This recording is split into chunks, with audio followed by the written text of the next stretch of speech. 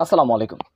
সুপ্রদর্শক, বাংলাদেশ জামাত ইসলামীর সাথে ঘটে যাওয়া চাঞ্চল্যকর দুটি তথ্য নিয়ে আপনাদের মাঝে এসেছি। রাজশাহীতে বাংলাদেশ জামাত ইসলামীর ১০ জন নেতাকর্মীকে গ্রেপ্তার করা হয়েছে। অন্যদিকে আজ নূর মোহাম্মদ আবু তাহেরকে কোর্টে ডান্ডাবেড়ি অবস্থায় হাজির করা হয়েছে। দুটি বিষয় নিয়ে আপনাদের মাঝে কিছু কথা বলবো। আপনারা ইতিমধ্যে জানতে পেরেছেন, বাংলাদেশ জামাত ইসলামী রাজশাহী মহানগরী সেক্রেটারি সহ ১০ জনকে আদালত থেকে গ্রেপ্তার করা হয়েছে। তারা আদালতে হাজিরা দিতে এসেছিলেন একটি মামলায়। সেখানে ডিবি এবং পুলিশ যৌথভাবে তাদেরকে গ্রেপ্তার করে। অনেকে সেখান থেকে সরে যেতে পেরেছেন এবং মোট ১০ জনকে গ্রেপ্তার করেছে।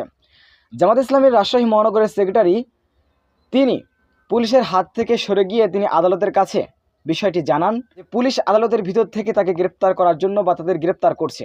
তারপর আদালত তাকে কারাগারে পাঠান। এ বিষয়টির তীব্র নিন্দা ও প্রতিবাদ জানিয়েছেন বাংলাদেশ জামাত ইসলামীর সেক্রেটারি জেনারেল অধ্যাপক মিয়া গোলাম পরোয়ার। তিনি বলেন, আদালত প্রাঙ্গণ থেকে কোনো আসামিকে এভাবে গ্রেপ্তার করার কোনো এখতিয়ার পুলিশের নেই। তিনি বিষয়টির তীব্র নিন্দা ও প্রতিবাদ জানিয়ে সংশ্লিষ্ট কর্তৃপক্ষের প্রতি তাদের মুক্তি দেওয়ার আহ্বান জানিয়েছেন।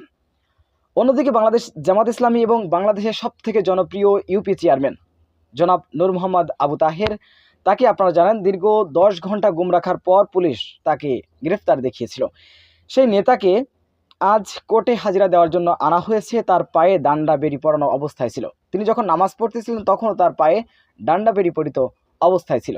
এ সম্পর্কে নূর মোহাম্মদ আবু তাহের নামক ফেসবুক পেজ থেকে তার অ্যাডমিন পোস্ট করেছে, যখন নূর মোহাম্মদ আবু তাহেরের মতন ব্যক্তিদের, যারা জাতির জন্য জনগণের জন্য নির্বিঘ্নে কাজ করে গিয়েছেন এবং হিমালয়ের মতন কষ্ট ডিঙ্গিয়েও নূর মোহাম্মদ আবু তাহের জনগণের জন্য কাজ করে যাবে, এমন নেতাকে যখন ডান্ডাবেড়ি অবস্থায় সিজদা দিতে দেখা যায় আল্লাহকে, তখন মনটা ভেঙে চূর্ণ বিচূর্ণ হয়ে যায়।